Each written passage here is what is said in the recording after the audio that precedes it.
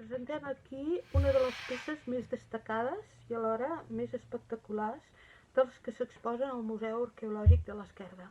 Es tracta d'una moneda carolíngia, concretament un diner de Lluís el Pietós, el fill de Carlemany.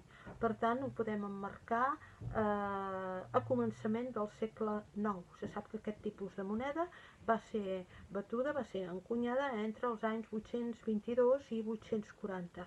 La característica d'aquesta moneda, a part del seu bon estat de conservació, és precisament que ha estat trobada en context arqueològic. Durant la campanya d'excavació a l'Esquerda de l'any 2012, en els nivells i els estrats que hi ha a davant de la muralla, es va localitzar aquest petit diner de plata i això és un fet important perquè, tot i que no se'n troben gaires d'aquest tipus de moneda a Europa, les que hi ha procedeixen normalment de troballes puntuals o bé, no tenen un origen massa clar. Per tant, remarquem el context arqueològic i la importància que podia tenir Roda Ciutat en aquest moment.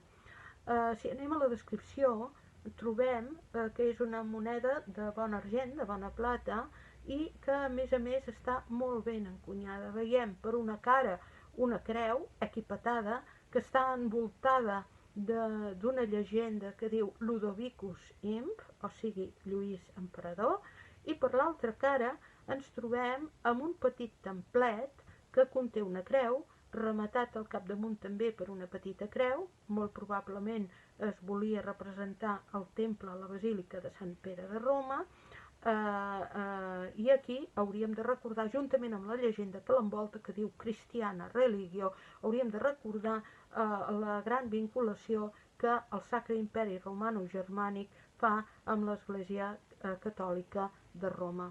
La idea de Carlemany i del que continua el seu fill Lluís el Piadós és fer un gran imperi unificat.